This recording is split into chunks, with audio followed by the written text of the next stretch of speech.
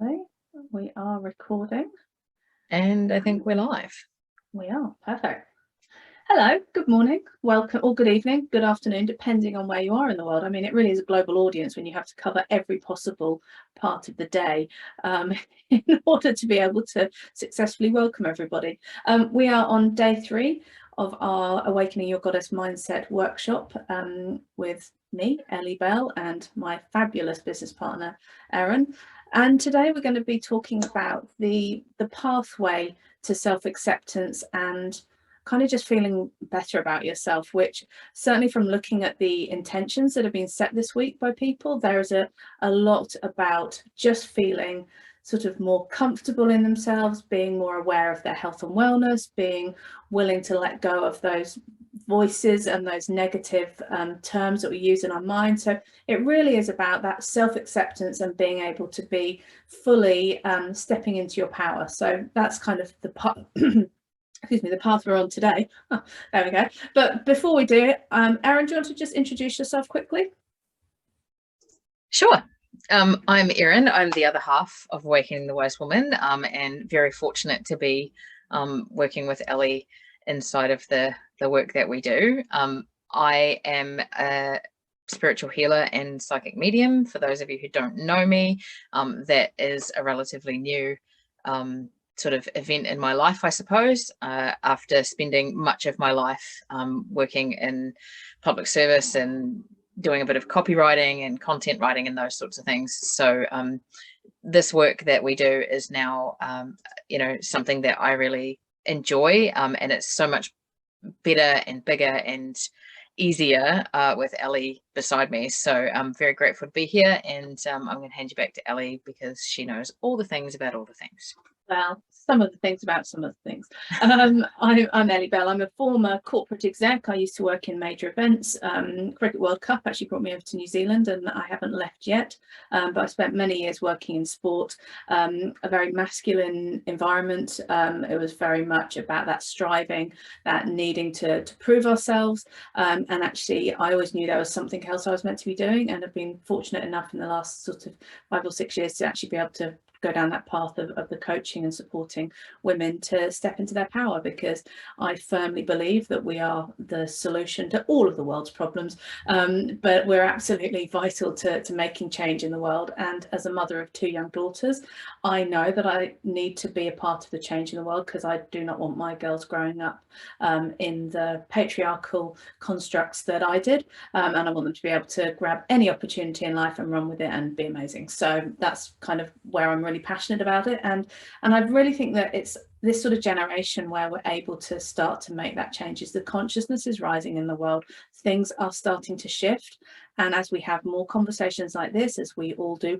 the work, and I put that in the air quotes, we're able to start to make those changes, and we show up differently, which allows others around us to show up differently. And that is a pure joy and privilege as a coach to be able to witness people doing, but also just to see people that we're working with going out into the world being able to show up differently and inspire their friends and their family and all of those good things. So I feel very privileged in the work that I get to do, and completely agree with Erin. It's 100 times easier and more fun having a business partner and someone to do it with, because you have someone supporting you through the highs and the lows. So it's yeah, very cool.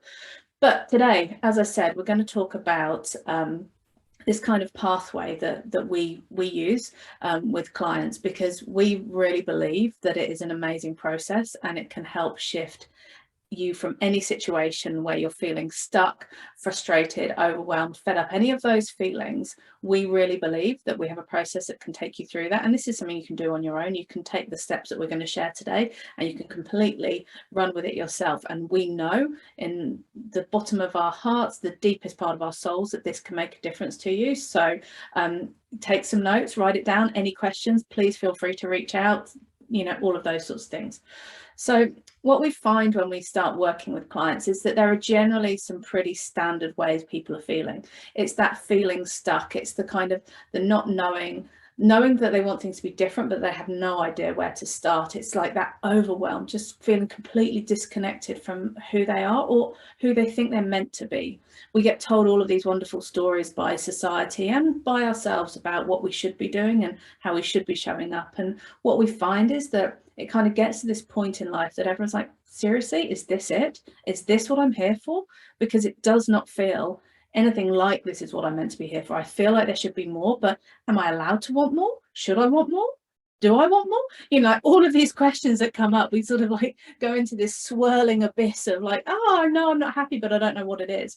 And when people are having those feelings, they often show up in a few key ways. So people pleasing is one that we hear a lot about, and if any of these resonate, please, you know, hand up in the chat or say yes or whatever it is. But people pleasing, you know, doing what other people want, whether or not it suits you or not, you know, that you're actually going along with something even if it doesn't benefit you in any way, shape or form. Thank you, Mel, for sharing that.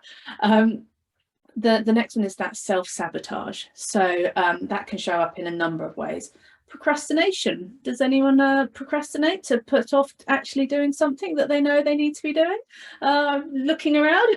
I know I can definitely put my hand up there. Perfectionism is another great self-sabotage, and we get sold a lemon about perfectionism. Everything should be perfect. Perfect doesn't exist. So whilst you're striving for it, you're basically screwed, because you're going to be constantly, you know, trying to reach a level that actually isn't real. But at the same time, it's keeping you a little bit safe, so you don't actually have to admit that you're not going to get there. Self-destruction, just being like really self-destructive. So when you're on the path to doing something, you can just take yourself out. You know, you can literally make poor decisions. You can, you can just put massive roadblocks in the way, and you know, that just stops you from actually taking those steps forward.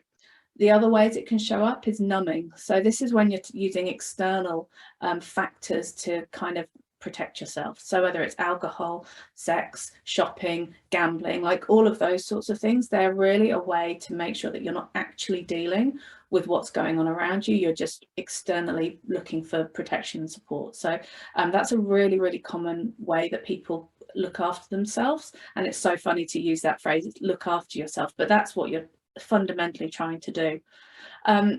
The next one is defensiveness. So this is the blaming other people type of thing, when we actually really get a bit angry, we criticize others, and we can be quite judgmental.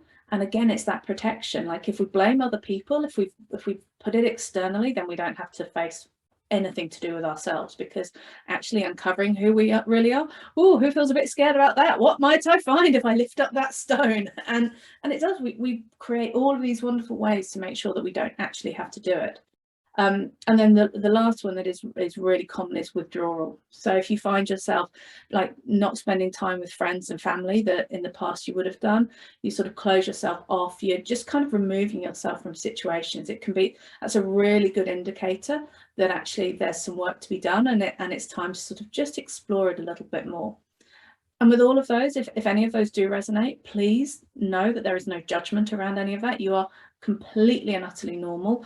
These are, you know, the only reason we can say this is how it is because so many people do it, that there's enough data to actually create the, you know, the information that we can share around this. So that is often what we have clients coming to. They're either have the awareness of how they feel, or they're stuck in these sort of these ways of behaving, and they know that they want to stop. So if that resonates, I'd love to, you know, hands up or let me know and all of that sort of thing. So we have a process, and anyone who is even just a little bit connected with us will probably be aware of it, and it is called the SHE process. And not only is it a wonderful word because we work with women, and it's so, you know, it encompasses what we believe, but actually the letters work really nicely for what we do as well. So win-win on that one. So first up is self-mastery, healing and expansion. And this is the overall path, the process that we use to support people on their journeys. But within that, it's kind of there's this pathway that takes you through it.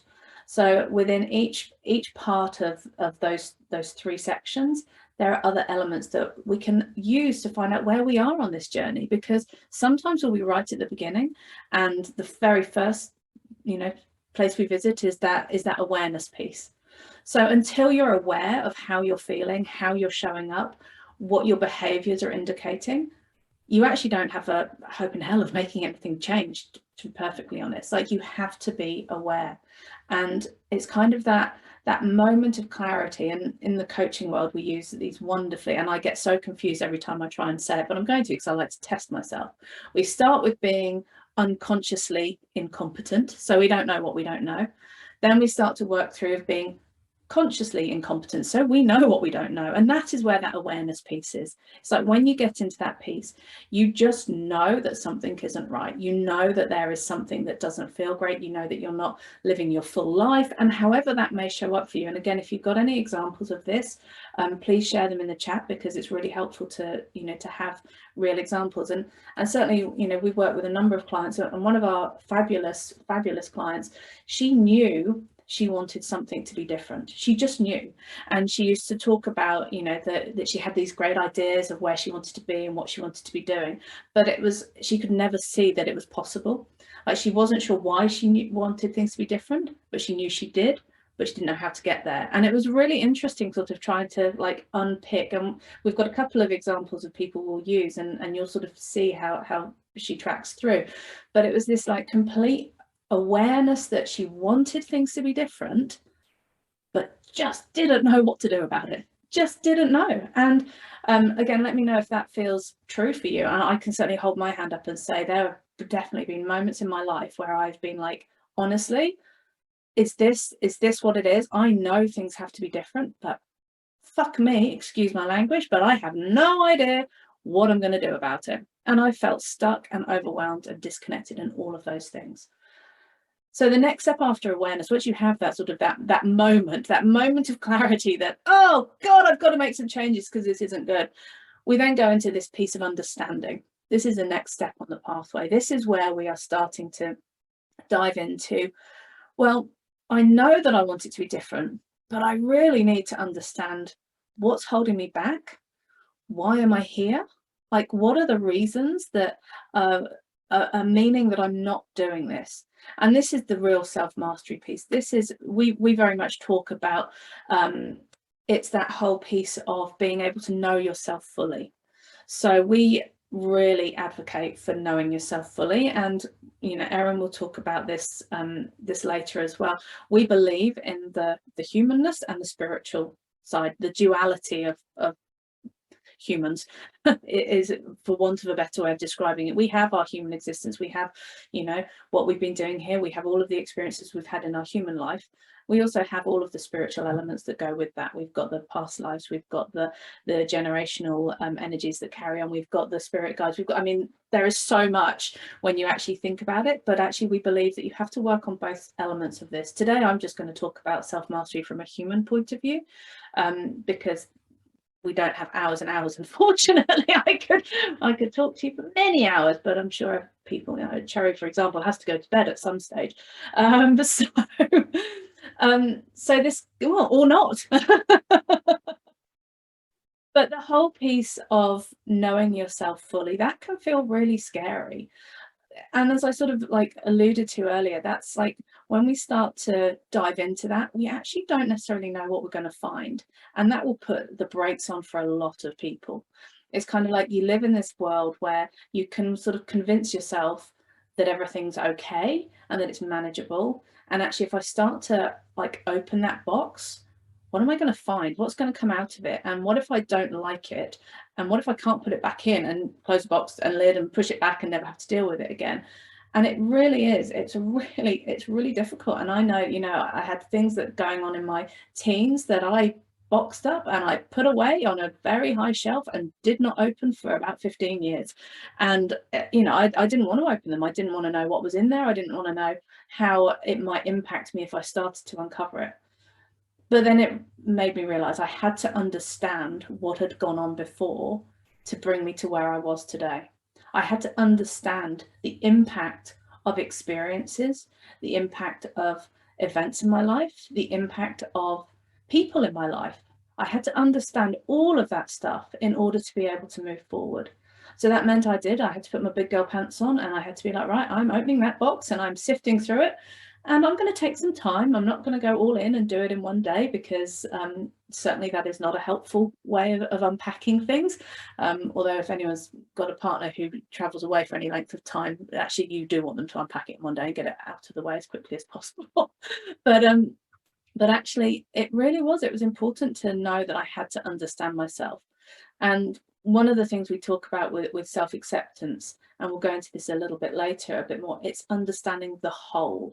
Like, we are a whole person. We're not just the bits we want to be. We're not just the bit, well, actually, I'm only going to be, you know, the confident, brave, funny, you know, brilliant person. I'm not going to be the bossy, slightly stroppy, very frustrated when people, particularly my children, don't do what they're told, angry when people, you know, expect me to do certain things and I don't want to. I'm not going to be that person. No, I'm just going to be this person.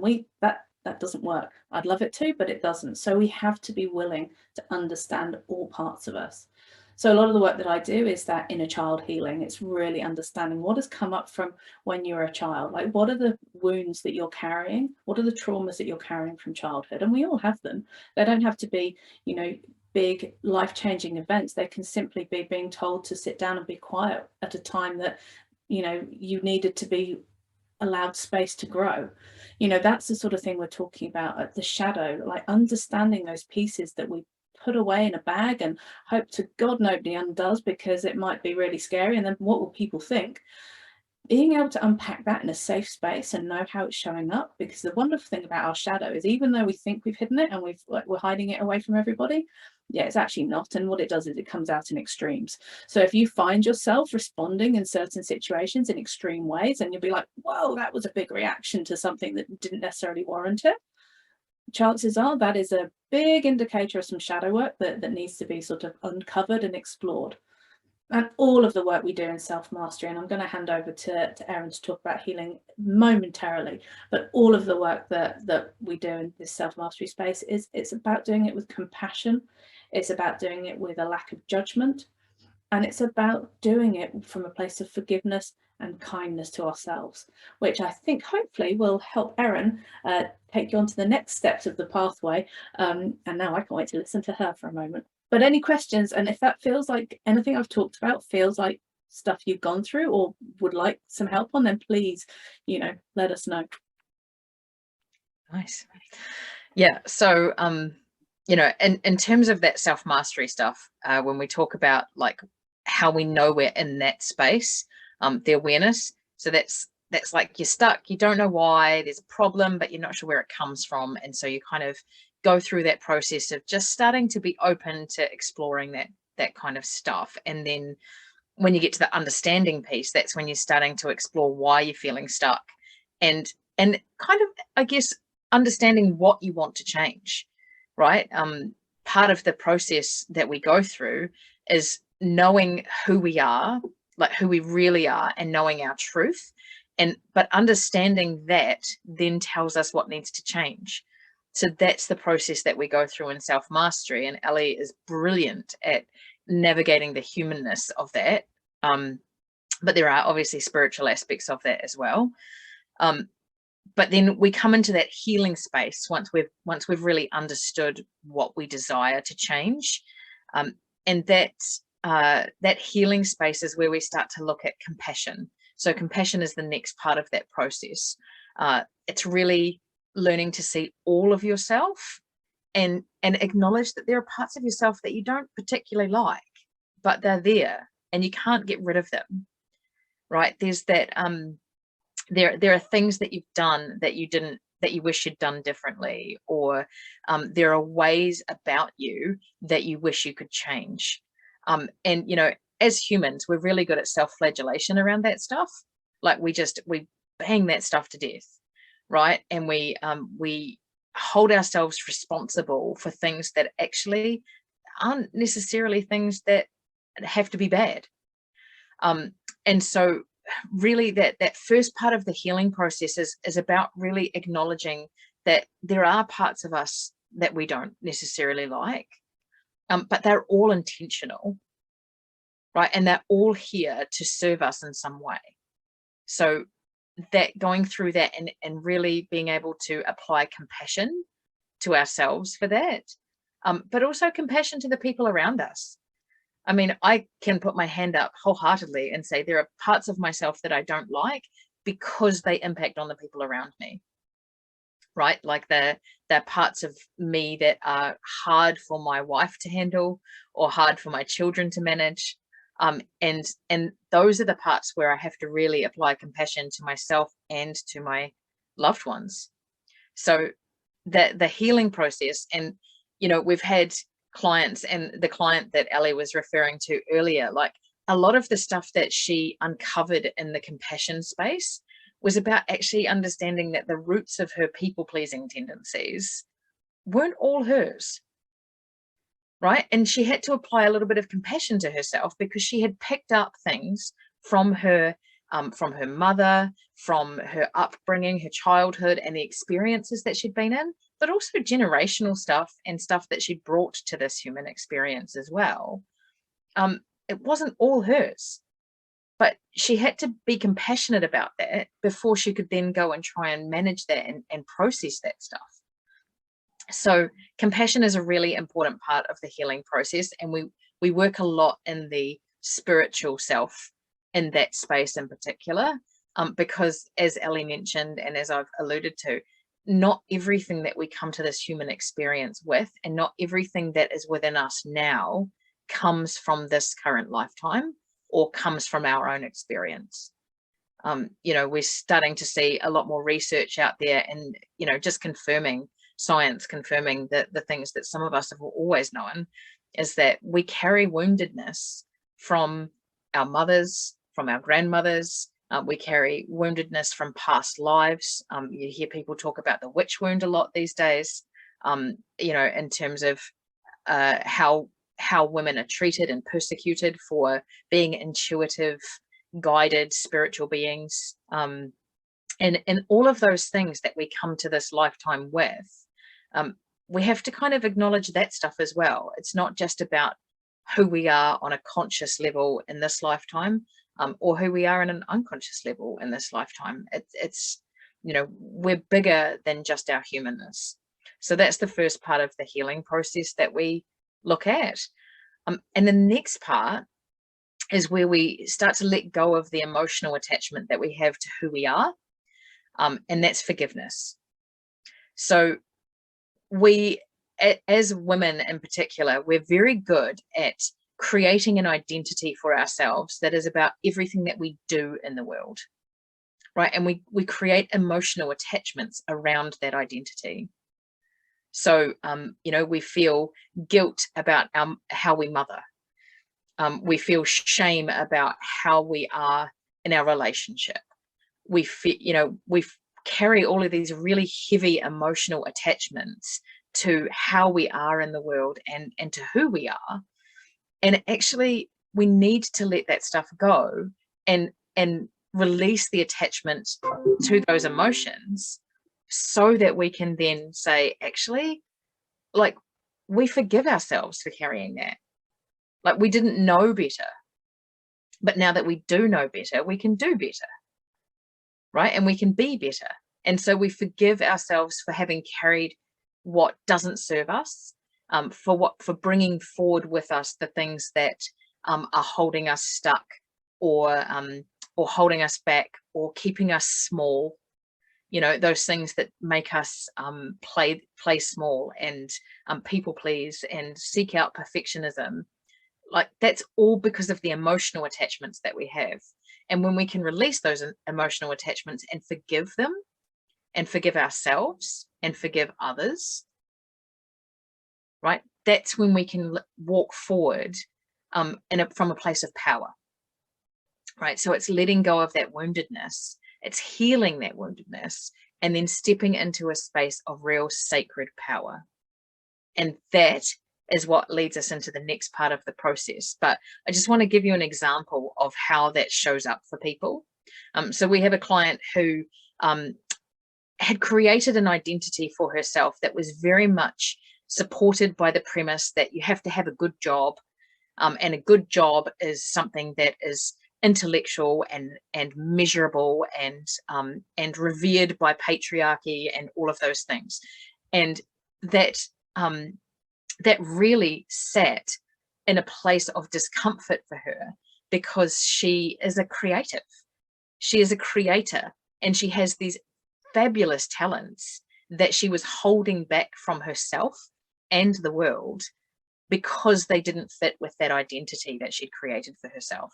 And that was that identity came from, it was inherited. It came from her upbringing. It came from generational stuff, where for generations, creativity and creative pursuits were not valued. They had no monetary value, and money was the thing that determined whether what you were doing was the right thing to do or not.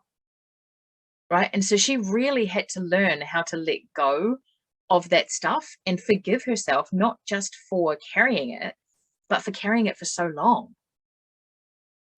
And the other aspect that came into that forgiveness part for her and the healing was that actually she'd been carrying other people's opinions more highly than hers. Right? She had taken on someone else's opinion and said, that matters more than how I feel about it, more than what I believe. I know that that isn't true for me, but I'm still giving that the power. And that healing process, as she started to unravel that and release it and do that forgiveness piece, really changed the way that she viewed what was possible for herself. And so that's when we step into the expansion. And I'm going to hand it back to Ellie to talk about that, because this is a space that I love watching her work in. But that healing stuff, there is that real humanness to it, of what we've picked up from our childhood and all of that stuff. But there's also that spiritual aspect of the energy that we carry around that stuff, and clearing the energy out, healing the woundedness from a place of understanding that we are spiritual beings. We're having a human experience, yes, but it isn't the only human experience we will have. And we've come to that human experience to learn and grow. And part of that process of learning and growing is going through and taking the lessons forward, but leaving the emotions behind. Yeah, all of what she just said. One thing I just want to add on to forgiveness there is a lot of the time people get a bit confused with forgiveness, that if we forgive others, it means we're letting them off the hook, that we're actually agreeing with what they said or did or thought or anything like that. And it's really important to just throw in a caveat. That's not what forgiveness means at all. Forgiveness is simply stopping the other people's energy from really impacting you anymore. It's cutting that cord, it's letting that go. So I just wanted to jump in and say that, because I know for a long time I wasn't able to forgive because I thought that meant I was being okay with what had happened. But it's way better than that. Forgiveness is awesome. So as Erin said, we move on to expansion, and this is the space where anything is possible, and it's a truly beautiful space to be in. And when you've been through the process of like knowing yourself deeply, understanding fully like who you are, being able to let go and release and heal the parts of you that are no longer serving you, you've actually created some space. There's actually space for opportunity now. And this is where, the expansion piece, it comes into its own. It's the place where we can actually really decide, how do we want to move forward? What do we want to be doing differently? What do we want our lives to look like? And it's really difficult to do that fully if you haven't done the first two bits. So the first part of expansion is the acceptance piece. So this acceptance to me is acceptance of the whole. Like, it's having full confidence in all parts of you. And that doesn't mean you have to like all parts of you. I'm not saying that all of a sudden we have to be, self-loving on everything. There are parts of us that will take a long time to work through. The aim is to get there, but if you're not there straight away, honestly, don't worry, it does take a little bit of time. But it's about having grace for the fact that you're growing. It's about having understanding that you're going through a process, and as you start to accept more about yourself, the easier that process becomes, because you take the judgment. And judgment, I could do a good couple of hours quite happily just on judgment and why it's such a shit thing, but I'm not going to do that now, because I'm trying desperately not to digress, because I've got my notes that I've got to follow, and otherwise I'll be told off. So stay on task, Kate. So acceptance. So the best way to really describe it, it's actually going back to the person we were talking about earlier. She knew she wanted something to be different. She knew that things had to change, didn't know what it was, didn't know how to do it, knew that there was some forgiveness and there was some compassion needed in order to make the changes. The next bit, and this is the bit that is really important, is there was this acceptance that actually she wanted something bigger. She wanted life to look different, but it was actually going to take a little bit of work, and that there was actually actions and there was actually things that she had to be involved in doing in order to make it happen. So again, it can be really easy to go through this process and think, well, I've done it all now, it's all just going to miraculously unfold and life is going to be perfect and wonderful because I've set the intention and I've moved in the right direction. Well, yes, you're letting the universe know, you're letting your subconscious know, you're letting all sorts of people know that this is happening. But then we actually need to be able to accept that we have to play a part in it. We have our part to play. And when we start to take those little actions, even when they're scary, in fact, particularly when they're scary and particularly when they're really hard, and you don't know the outcome, that is the time that you're able to expand. That is the time you're able to make the changes. And we don't like stepping out of our comfort zone. And a lot of people know I'm on a sort of one-woman mission to rename the comfort zone to, the shit zone or something. Because when we're in it, life actually isn't great. We know where we are, we know where everything is, but we're not expanding, we're not growing, we're not doing anything that challenges us, we're not doing anything that inspires us to be different, to show up better as better versions of ourselves. We're just staying safe in this little space that we know where the doors are, we know how the layout of the room is, we know everything about it, and it's safe and it's nice and okay, great, I'll just live here. But if you have that deep knowing, if you have that sense that things have to be different, you have to throw that door open and you have to go out into the big scary wide world, and you have to be able to be willing to do the things that make you, whether you're a butterfly sort of a person, whether you're a feeling sick kind of person, whatever your anxiousness shows up as, that's what you have to do. You have to lean into that. And one of the things that I love about the work that we do, particularly in our signature program, is that we have this community of women who are all doing it. So when everybody's about to take that little step, that little action, there's this amazing support team waving flags and being yeah, you can do it, and we're totally here to support you, and go, and you're not coming back in.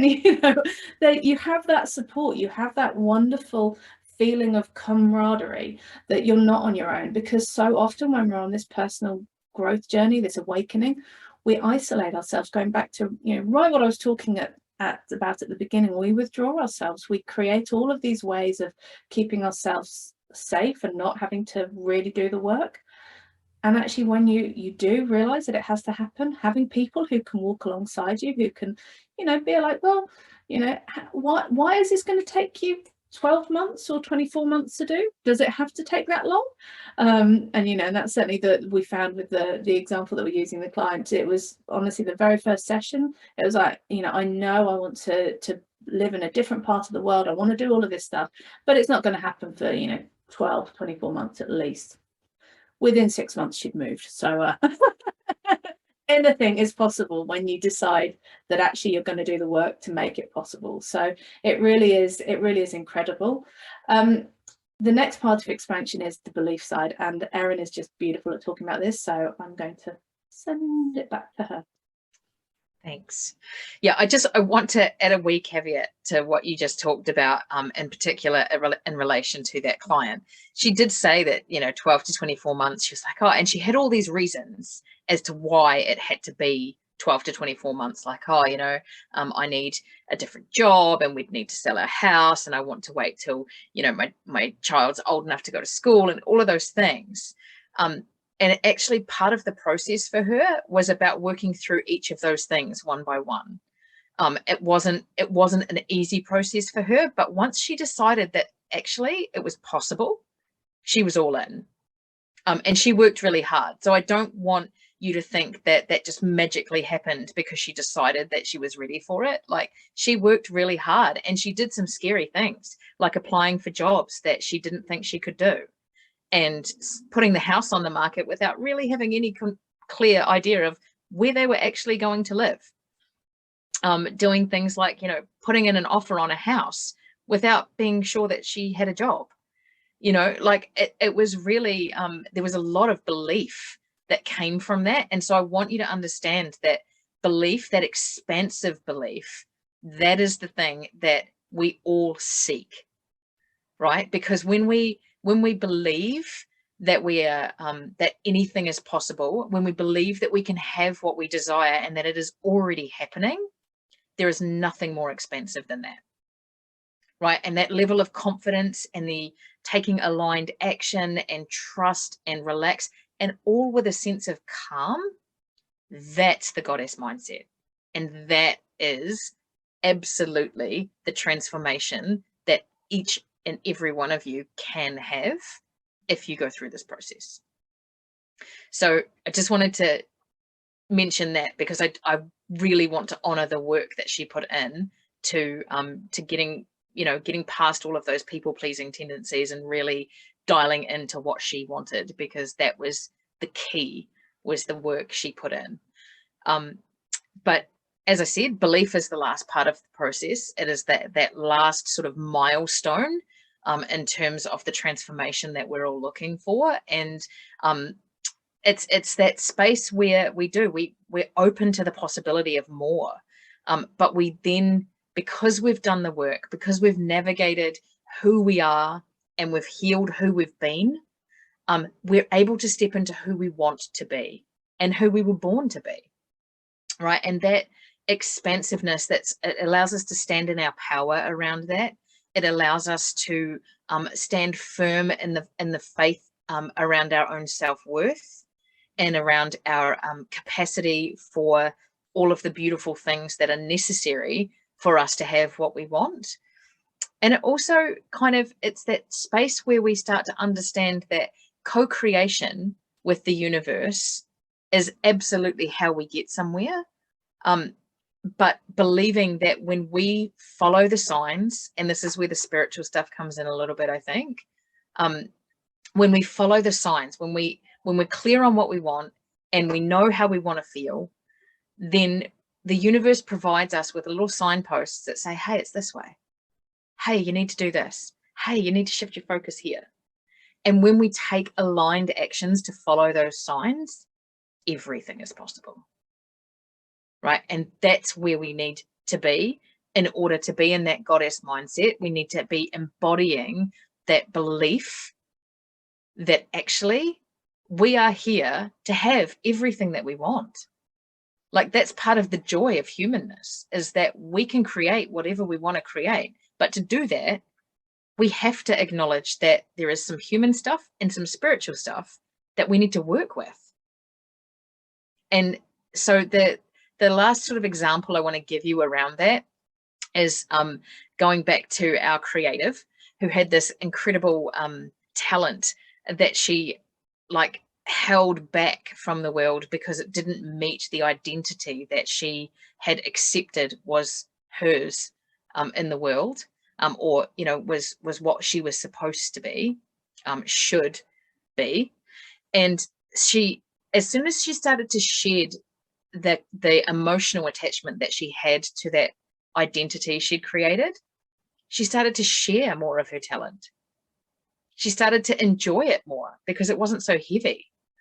And she started to share it with people in a way that felt a little bit scary, but also felt right, felt like it was the thing she was supposed to be doing in the world.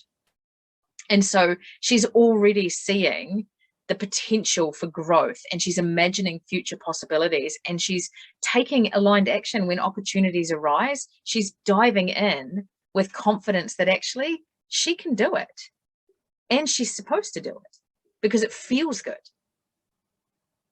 Right. And so I really want you to understand, I guess, that in our program, that's what we work towards. We work towards that embodiment of the goddess mindset, the belief that you can have what you want, and that it is a co-creation process, and that you follow the aligned action and you get to feel good as you create what you desire.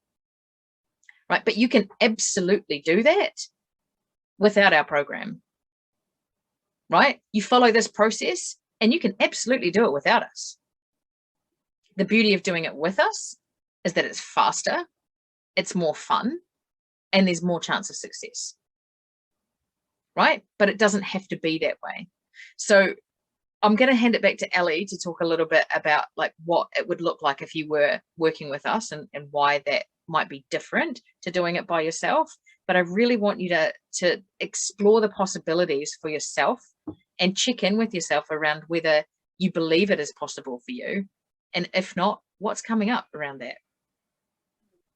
Ellie. I love all that belief stuff. I mean, everyone knows I love the word belief anyway, because I talk about beliefs all the time. But in that particular setting where we're talking about that expansiveness and what's possible, having that belief, that trust, that faith is something that we absolutely need. And it can be really difficult because, you know, to talk about beliefs very, very quickly, only I'm probably not going to go on about them too much, but we have all of these examples where things haven't gone our way. We've been, you know, proving limiting beliefs our whole lives. So it's really easy to fall into that space of things not being possible, of things not actually working out for us, because we've spent, you know, well, in my case, 42 years of proving the things that I believe that you know, that I've believed are true. And actually, when it comes to that space of changing that, it doesn't happen overnight. None of this happens overnight, annoyingly. I mean, it would be great if there was a magic spell or an elixir you could take and ta-da, everything's all sorted, but it's not. It takes time, it takes practice, it takes accountability, it takes all of these things to make sure that actually we stay on track, because it is hard. It's way easier to, the way I kind of describe it when I'm talking about changing beliefs is, you have a belief that you've had for however long. You know, most of our beliefs are set up in childhood, so certainly for me they've been there for a long time. It's like you have got the motorway of all motorways, like beautiful and clear, it's tarmacked, it's signposted, everything is beautiful, and it is easy to go on that way. It is easy to follow that path. And then there's sort of this slightly scrubby sort of little indicator that actually maybe I could go a different way. But when you look at it, oh golly, it's overgrown, like there's no obvious pathway, it's really difficult to get through. So it's like, oh, you know what, I'll stay on the tarmac, I'll keep going this way because that's easier. But if you want to make change, you have to be willing to take that little hint of a pathway that's slightly different, that looks really overgrown, that looks really difficult, because that is going to take you through the most beautiful journey when you actually get there. You are going to learn about yourself, you're going to understand more of who you are, and you're going to create a new path. And that path is going to become easier and easier to follow.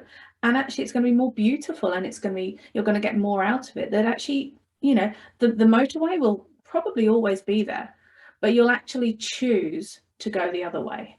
And you do that by practice. You do that by going over and over again, practicing. So that is why, you know, why we believe our program is the answer, because we make you practice, if nothing else. You know, we actually we encourage the work. We go through a number of different aspects. We talk about different elements that we know that you know, a lot of things show up in. We talk about work, we talk about spirituality, we talk about wealth. We have all of these areas that we look at, and we uncover what's going on for each individual there. And then we actually start to heal what needs to be healed, and then we get to decide what it looks like moving forward. And we do this either over 6 months or 12 months. And when you do it for that length of time, it sticks. It absolutely sticks. And it means you can be calm. You can be content with your life. You can feel relaxed. You can feel confident in showing up the way you want to. You can show up authentically. You can trust your intuition. You can trust that you have the answers. And you can be empowered, which, you know, is just, we need women to feel empowered so that they can go and change the world. And, you know, that's what we provide, and that's what we offer. And would love to share a bit more about it. If it's something, like Erin said, you can do this work, you can absolutely take this process, and there will be a book about it at some stage. We're already starting to talk about what that looks like. You'll be able to take it and you'll be able to do the work. I firmly believe that anyone, if you follow these steps, you will be able to get there. But if you want to do it with my slightly wacky sense of humour and Erin's absolutely wonderful spiritual connection, join us. You know, come along, learn a little bit more. Even if it's not for you now, talk to us. You know, we're happy to share what's going on, opportunities, all of those things. And even if you want to just hop on a call and talk about what's coming up for you at the moment, please, like, reach out. We have set this week aside to connect with people, to talk to people, to provide support, to be able to serve and help. So utilize us, because I've made sure that I have no children for the rest of the week to be able to do this. So is there anything else I've missed off, Erin? Is there anything else we want to be? We'll be sharing links to everything in the replay and in the Facebook group. We will put all of those bits and pieces up. Was there anything else? No, I don't think so. I think that the thing I really wanted to just touch on that you had briefly mentioned was, like, as humans, we do seek out evidence, right? We seek out evidence that that we're capable of something, or seek out evidence that something's safe, or we seek out something that, evidence that something is going to feel good. And actually, what we do is we end up collecting a whole lot of evidence that says we can't do something, or we shouldn't do something, or something's scary, therefore we shouldn't do it. Right. And so what we have to do is we have to push through those. But we don't have to strive to do that. Right. Like, it's not a linear journey. We talk a lot. I talked about this a little bit on Monday, where if we're at point A and we want to get to point B, we're taught to set a goal that just goes straight through, right, on that tarmac, as Ellie would say. And I think that the thing is, like, it isn't a linear journey, but it is a journey, right? And there isn't actually a destination that we're seeking, because we are here for this lifetime, but it's one of many, right? And we don't have to do all of the growth and all of the things in this lifetime. We just need to focus on the stuff that feels right and feels good for us, and keep following the signposts that the universe provides us to get there. So I really want to encourage you, if you feel at all like you're lacking clarity or confidence or courage or community, reach out. Like, whether our program is the right one for you or not kind of isn't relevant to the conversation at this point. What's relevant to the conversation is, do you love where you are, or do you desire something different? If you desire something different, you need to talk to us. Right? There is no way that we can navigate our own thoughts inside our heads. Right? That is completely ineffective when you're trying to work out where you want to be, who you want to be, how you want to be. You can't work that out in your head, right? Because it'll go around and around and around, and there is nowhere to go, right? And we do have many words, as you can tell, because we don't stop talking. But I promise you that we will try to stop talking and hear you out. Actually, we're bloody good at that, totally, to be fair. Yeah. Yeah, we can totally do that. And I know, like, I've seen Ellie do it. She processes verbally. And actually, she doesn't need anything from me other than just to listen and hold space, because she gets to the answer herself. But it's that, I feel like someone's listening to me. Yeah, it's that space to unpack. And it's that space to be heard and to be seen and to be witnessed. And I really want to encourage you to seek that out, right? Whether that is with us or whether it is with someone else that you trust, that will hold you with compassion, that will provide you with a space to do all of that uncomfortable work that we as women try and hold in and compartmentalize and tuck down somewhere deep and dark and don't have to deal with that. It will rise. Right? And there is no better time than when you feel it starting to rise, to just burst it open and see what happens. It's terrifying. It's deeply uncomfortable and completely fucking normal. Yeah. And did I send you my soapbox just out of interest? I mean, I thought you sent me a different one, but maybe it's yours. Fabulous. Everything that she said, so important. Homework for today, and this is a good one. What belief are you going to change or let go of? What is the thing that's been holding you back? What's the thing that you haven't been able to shift? Commit to it.